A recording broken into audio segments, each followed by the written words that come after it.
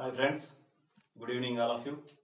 మరి గెలవటంలో ఓడిపోవచ్చేమో కానీ ప్రయత్నించడంలో నేను గెలుస్తూనే ఉంటాను అనే ఒక కొటేషన్ మనం ఇక్కడ గుర్తుపెట్టుకోవాలి. మన ప్రయత్నం సక్రమంగా ఉంటే ఒకసారి కాకుండా ఒకసారైనా విజయం దానంతటా మనల్ని వరిస్తుంది. ఓకే, ఈరోజు మరో అంశంతో మీ ముందుకు వస్తున్నాను. ఇక్కడ తుగ్లక్ వంశం గురించి చెప్పుకుందాం. మరి తుగ్లక్ వంశం గురించి ప్రతిసారి ఖచ్చితంగా ఒక బిట్టుపడేటువంటి అంశం ఇది. కాబట్టి దీని గురించి మనం చక్కగా చెప్పుకోవాలి. ఢిల్లీ సుల్తాన్లు అనగానే మనకి తుగ్లక్లు చాలా వెరీ వెరీ వెరీ ఇంపార్టెంట్. వీళ్ళల్లో మరి ఇంతకు ముందు మనం చెప్పుకున్నాం, కొన్ని కోళ్లతో చెప్పుకుని ఉన్నాము. ఆ యొక్క ఖిల్జీ వంశం కానీ బానిస వంశం కానీ ఆ రెండు వంశాలు కూడా ఇల్బారీ తెగకు చెందినటువంటివి. ఇది యొక్క తుగ్లక్ వంశం అనగానే మనకు కరౌనా అనేటువంటి వంశానికి చెందినటువంటి వాళ్ళు వీరు. కరౌనా వంశానికి చెందినటువంటి వాళ్ళు, ఇది బాగా గుర్తుపెట్టుకోండి. ఒకసారి ఇది సివిల్స్ లో కూడా జతపరచడాలు అడగడం జరిగింది. తుగ్లక్ వంశం అనేటువంటిది కరౌనా వంశానికి తెగకు చెందినటువంటిది. మరి తుగ్లక్ వంశాన్ని స్థాపించినది ఎవరు అనేటువంటిది మనం ఇంతకు ముందు ఒక చాప్టర్ చేసుకుని ఉన్నాం. మరలా కూడా ఒకసారి గుర్తుపెట్టుకుందాం. గియాజుద్దీన్ తుగ్లక్. గియాజుద్దీన్ తుగ్లక్ అనేటువంటి వ్యక్తి యొక్క తుగ్లక్ వంశాన్ని స్థాపించడం అనేటువంటిది జరిగినది. ఇతనికి మరి ఏమేమి ఈ యొక్క బిరుదులు ఉన్నాయంటే గాజీ మాలిక్, మరి గియాజుద్దీన్ అనేటువంటివి ఉన్నాయి. గాజీ అనేటువంటి మనకి సినిమా కూడా ఉంది, రాణా తీసినటువంటి సినిమా, అది గుర్తుపెట్టుకోండి. పాకిస్తాన్ సంబంధించినటువంటి పదం అది, అంటే ముస్లింస్ సంబంధించినటువంటిది. ఓకే, ఇక్కడ ఈ యొక్క గియాజుద్దీన్ తుగ్లక్ యొక్క గొప్ప అవతారం ఏమిటని మనం గమనించినట్లయితే, ఈ యొక్క గియాజుద్దీన్ తుగ్లక్ బాద్ అనేటువంటి ఒక నగరాన్ని నిర్మించి దాన్ని రాజధానిగా చేసి పరిపాలన చేయడం అనేటువంటి జరిగింది. అంటే అదే హస్తినాపురి, ప్రస్తుతం మనం ఢిల్లీగా పిలుస్తున్నటువంటి నగరం. ఇది గొప్పతనం ఇతని యొక్క ఇది. మరి ఈ యొక్క గియాజుద్దీన్ తుగ్లక్ యొక్క కుమారుడే జూనా ఖాన్. ఈ జూనా ఖానే గొప్ప వ్యక్తి అన్నమాట. ఇతను జూనా ఖాన్ అనేటువంటి అతను మహమ్మద్ బిన్ తుగ్లక్ అనేటువంటి పేరుతో పరిపాలన చేయడం అనేటువంటి జరిగింది. మరి ఇక్కడ ఈ యొక్క మహమ్మద్ బిన్ తుగ్లక్ అనేటువంటిది ఈ జూనా ఖాన్ యొక్క మరో బిరుదుగా మనం చెప్పుకోవచ్చు. ఇతను 1125 నుంచి 51 వరకు పరిపాలించడం అనేటువంటి జరిగింది. ఇతని మీద చాలా బిట్లు, ఖచ్చితంగా బిట్టు తుగ్లక్ లో అడిగాడంటే మహమ్మద్ బిన్ తుగ్లక్ మీద ఖచ్చితంగా అడుగుతాడు. ఎందుకంటే ఇతను అల్లావుద్దీన్ ఖిల్జీ, అక్బరు వీళ్ళందరూ కూడా నిరక్షరాస్యులైనటువంటి పరిపాలకులు అయినా కూడా వాళ్ళు బాగా పరిపాలించారు. కానీ ఇతను అల్లావుద్దీన్ ఖిల్జీ యొక్క పరిపాలనను అనుసరించినటువంటి వ్యక్తి. కానీ ఇతను బహుభాషా పండితుడు, బహుకోవిదుడు, అక్షరాస్యుడు, గొప్ప వ్యక్తి అన్నమాట. అందుకని బరౌని అనేటువంటి ఈ యొక్క రచయిత ఏం చెప్పాడంటే సృష్టి వైపరీత్యం అన్నాడు అన్నమాట. ఇతను అంత గొప్పగా రచన చేసేటువంటి వాడు. సృష్టి వైపరీత్యం అని ఎవరినన్నారు? బరౌని, ఈ యొక్క మహమ్మద్ బిన్ తుగ్లక్ ని. మరి ఇతను రైతులకు కూడా గొప్పగా చేశాడు. దివాన్ ఈ కోహి అనేటువంటి ఒక శాఖను స్థాపించాడు. మరలా ఇప్పుడు రుణమాఫీ అనేటువంటి మన ప్రభుత్వాలు మన రైతులకు అనేక రాష్ట్రాలు కూడా కల్పిస్తున్నాయి. ఆ రోజుల్లోనే సోనోదార్ అనేటువంటి ఈ యొక్క రైతు రుణాలు ఇచ్చేటువంటి పద్ధతిని ప్రవేశపెట్టారు అనమాట. ఇది బిట్ అడుగుతుంటారు మనకి. సోనోదార్ అనేటువంటి రుణాలను ఇచ్చినటువంటి ఈ యొక్క చక్రవర్తి ఎవరంటే మహమ్మద్ బిన్ తుగ్లక్. మరి ఇతను రాగి నాణ్యాలు ప్రవేశపెట్టాడు. రాగి నాణ్యాలు ప్రవేశపెట్టినటువంటి సుల్తాన్ ఎవరయ్యా అంటే తుగ్లక్ వంశం సంబంధించినటువంటి మహమ్మద్ బిన్ తుగ్లక్. ఇక్కడ దీనార్ అనేటువంటి బంగారు కొత్త నాణ్యాన్ని, అదాలి అనేటువంటి వెండి నాణ్యాన్ని కూడా ప్రవేశపెట్టినటువంటిది ఇతనే. దీనార్ అనేటువంటి బంగారం, అదాలి అనేటువంటిది వెండిది. మరి వెండి కొరత ఏర్పడటంతో కొన్ని మిశ్రమ నాణ్యాలు కూడా ఏపించడం అనేటువంటిది జరిగింది. అందుకని ఇతను నాణ్యాలు అనేకం, ఇక్కడ రాగి నాణ్యాలను లేదా రాగి టోకన్స్ కూడా ప్రవేశపెట్టడం జరిగింది. ఇటువంటి అనేకమైనటువంటి నాణ్యాలను ఇతను మార్పులు చేస్తున్నాడు. కాబట్టి ఇతను ఏమన్నారంటే ఈ యొక్క నాణ్యాల ముద్రణ యువరాజు అన్నారన్నమాట. నాణ్యాల ముద్రణ యువరాజు, బాగా గుర్తుపెట్టుకోండి. నాణ్యాల ముద్రణ యువరాజు అని ఏ రాజుకు పేరు అంటే మహమ్మద్ బిన్ తుగ్లక్ కి అనేక నాణ్యాలు ప్రవేశపెట్టాడు కాబట్టి ఇతను. ఓకే, మరి ఉద్యానవనాల యువరాజు అని ఎవరికి పేరు అంటే మరి యొక్క ఫిరోజ్ షా తుగ్లక్ గురించి మనకి వస్తుంది. ఇతని కాలంలోనే విజయనగర సామ్రాజ్యము, బహుమని సామ్రాజ్యం అనేటువంటిది వెలవడం జరిగింది. మనకి విజయనగర సామ్రాజ్యము, బహుమని సామ్రాజ్యాలు ఎంత గొప్పగా కీర్తి ప్రతిష్టలు గడించాయో మీకు తెలిసినటువంటి విషయమే. ఇది కూడా బిట్ రూపంలో అడగవచ్చు. విజయనగర సామ్రాజ్యము మరియు బహుమని సామ్రాజ్యము ఎవరి కాలంలో ఏర్పడటం జరిగింది అనేటువంటిది అడిగినప్పుడు మహమ్మద్ బిన్ తుగ్లక్ అనేటువంటి కాలంలో ఏర్పడటం అనేటువంటిది చెప్పాలి. ఇక్కడ మనకి వెరీ వెరీ ఇంపార్టెంట్ ఏంటంటే ఏ సంవత్సరంలో విజయనగర సామ్రాజ్యం ఏర్పడింది? 1336 సంవత్సరంలో విజయనగర సామ్రాజ్యం అనేటువంటిది ఏర్పడింది. హరిహర రాయలు, అది దాని చరిత్ర అది ఉంది. మరి బహుమని సామ్రాజ్యం ఎప్పుడు ఏర్పడింది? 1346లో ఏర్పడటం అనేటువంటిది జరిగింది. కొన్ని బుక్కులో 47 అని కూడా ఉంది, 46 అనేటువంటిది గుర్తుపెట్టుకోండి ఫ్రెండ్స్. ఇది యొక్క ఏర్పడినటువంటిది కూడా బాగా గుర్తుపెట్టుకోవాలి. అప్పుడప్పుడు మనకి ఇవి కూడా అడుగుతుంటారు. 1320 నుండి 1413 వరకు ఈ యొక్క తుగ్లక్ వంశం అనేటువంటిది పరిపాలన చేయడం అనేటువంటిది జరిగింది. అది స్థాపకుడు, ఇవి కూడా మనం చెప్పుకొని ఉన్నాము. ఇంకొక బిట్ ఏంటంటే ఇక్కడ మనకు ఈ యొక్క గియాజుద్దీన్ తుగ్లక్ రాజుగా ఉన్నటువంటి కాలంలో కొడుకులు ఆ రోజుల్లో గవర్నర్ గా పనిచేసేటువంటి వాళ్ళు కొన్ని ప్రాంతాలు. మరి అటువంటి సమయంలో 1323వ సంవత్సరంలో మరి వరంగల్ మీద దాడి చేశాడు అన్నమాట. ఇతను గవర్నర్ గా ఉన్నప్పుడు మహమ్మద్ బిన్ తుగ్లక్ దాడి చేసి ఆ యొక్క వరంగల్ అంతా కూడా కాకతీయులు పరిపాలిస్తున్నటువంటి సమయం, అది 2వ ప్రతాపరుద్రుడు పరిపాలిస్తున్నటువంటి సమయంలో దాడి చేసి అతను బందీగా తీసుకొని వచ్చాడు అనమాట. వచ్చేటువంటి క్రమంలో నర్మదా నది దగ్గర ఆ యొక్క పడవలో ప్రయాణిస్తూ ఉంటే ఈ యొక్క ప్రతాపరుద్రుడు అనేటువంటి వ్యక్తి ఆ యొక్క నదిలో దూకి ఆత్మహత్య చేసుకోవడం జరిగింది. ఇది కూడా ఇంపార్టెంట్. మరి వరంగల్ కు ఏమని పేరు పెట్టాడు? జునాఖాన్ సుల్తాన్పూర్ అని పేరు పెట్టాడు. సుల్తాన్పూర్ అని పేరు పెట్టింది ఎవరని కింద జునాఖాన్ కొన్ని పేర్లు ఇస్తారు. మహమ్మద్ బిన్ తుగ్లక్ పేరు ఎవడు? ఎందుకంటే మహమ్మద్ బిన్ తుగ్లక్ అనేది బిరుదు, మరి జునాఖాన్ అనేది అసలు పేరు కాబట్టి ఈ జునాఖాన్ ఎవరు అనుకోకూడదు. సుల్తాన్పూర్ జునాఖాన్, సుల్తాన్పూర్ అనేటువంటి నగరాన్ని ఈ పేరు పెట్టింది ఎవరు, సృష్టించింది ఎవరంటే మనకి యొక్క మహమ్మద్ బిన్ తుగ్లక్ అసలు పేరు అయినటువంటి జునాఖాన్ అనేటువంటి గుర్తుండాలి. ఇంకొక బిట్ ఏంటంటే ఇతను మత సహనం కలిగినటువంటి వారు. కొంతమంది ఈ యొక్క సుల్తానులు ఏరే మతస్థుల్ని హింసించేటువంటి వాళ్ళు, కానీ ఇతను మత సహనం కలిగినటువంటి వ్యక్తి అని మనం గొప్పగా చెప్పుకోవచ్చు. ఎందుకంటే హిందూ సాంప్రదాయ పండుగ అయినటువంటి హోలీ, రంగుల కేలి అనేటువంటి పండుగలో పాల్గొన్నటువంటి ఢిల్లీ సుల్తాన్ కూడా ఇతనేనన్నమాట. బాగా గుర్తుపెట్టుకోండి. హోలీ అనేటువంటి పండుగలో మొదటగా పాల్గొన్నటువంటి ఢిల్లీ సుల్తాన్ ఎవరంటే మహమ్మద్ బిన్ తుగ్లక్ అనేటువంటిది బాగా గుర్తుపెట్టుకోవాలి ఫ్రెండ్స్. మరి ఇతని కాలంలో ఇబన్ బటూటా అనేటువంటి మొరాకో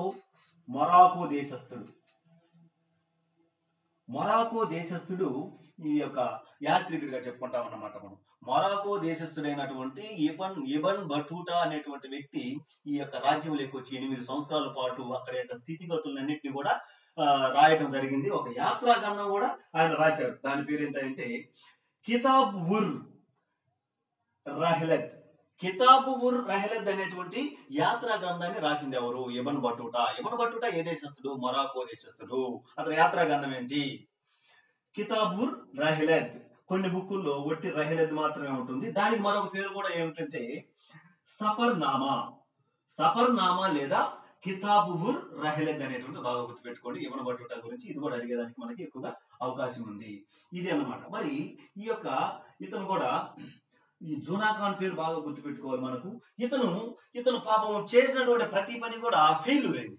అందుకనే ఇతన్ని పిచ్చి తుగ్లక్ అని కూడా అంటారన్నమాట. ఎందుకంటే మొట్టమొదటి చేసినటువంటి ఫెయిల్యూర్ పనుల్లో ముందుగా మనం చెప్పుకోవాల్సింది ఏంటంటే 1327లో యొక్క రాజధానిని దేవగిరి నుంచి ఢిల్లీకి మార్చాడు. ఢిల్లీ నుండి దేవగిరికి మార్చాడు. 1327లో ఢిల్లీ నుండి దేవగిరికి మార్చాడు అనమాట. ఢిల్లీ నుంచి అక్కడికి చాలా దూరం ఉంటుంది. మరలా ఈ దేవగిరి అంటే ఇక్కడ దౌలతాబాద్, బాగా గుర్తుపెట్టుకోండి. దౌలతాబాద్ మార్చాడు. మరలా 1335లో ఈ యొక్క దౌలతాబాద్ నుంచి మరలా రాజధానిని ఢిల్లీకి మార్చడం జరిగింది.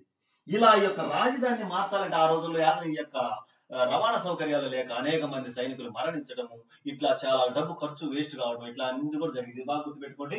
ఢిల్లీ నుంచి దేవగిరికి లేదా దౌలతాబాద్ నుంచి మరలా ఢిల్లీకి రాజధాని మార్పు చేసినటువంటి ఈ యొక్క సుల్తాన్ ఎవరంటే మనకు మహమ్మద్ బిన్ తుగ్లక్ గా చెప్పుకోవాలి. హోలీ పండుగలో పాల్గొన్నటువంటి వ్యక్తి ఎవరంటే ఇవి చెప్పుకోవాలన్నమాట. ఇది బాగా గుర్తుపెట్టుకోండి ఫ్రెండ్స్. స్క్రీన్ షాట్ కూడా తీసుకోండి.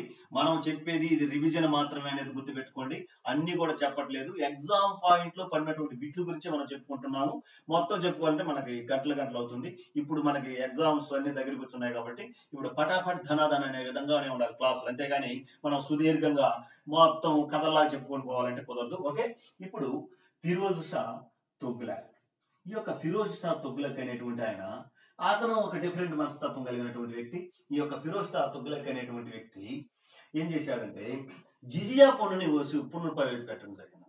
జిజియా పన్నుని వసూలు చేశాడు. ఇతను మొట్టమొదటి మొట్టమొదటిసారిగా జిజియా పన్నును వసూలు చేసినటువంటి వ్యక్తి ఎవరంటే మహమ్మద్ బిన్ కాసిం. మహమ్మద్ బిన్ కాసిం. తర్వాత ఇతను ఫిరోజ్ తుగ్లక్ ఈ యొక్క జిజియా పన్నును కూడా వసూలు చేయడం జరిగింది. ఇతను ప్రత్యేకత ఏంటంటే జిజియా పన్ను అంటే మీకు తెలుసు, ముస్లిమేతరుల దగ్గర వసూలు చేసేటువంటి పన్ను. బ్రాహ్మణులకి మహిళలకు దానికి మామూలుగా ఉండేదన్నమాట, వాళ్ళు వసూలు చేసేటువంటి కాదు. కానీ బ్రాహ్మణుల దగ్గర కూడా వసూలు చేశాడు ఫిరోజ్ తుగ్లక్ అనేటువంటి వ్యక్తి అన్నమాట. మరి మొట్టమొదట జిజియా పన్నుని ఎవరు ప్రవేశపెట్టారంటే మహమ్మద్ బిన్ కాసిం. మరి ఈ యొక్క తుగ్లక్ వంశంలో ఎవరంటే ఫిరోజ్ షా తుగ్లక్. మరి దీన్ని రద్దు చేసింది ఎవరంటే అక్బర్.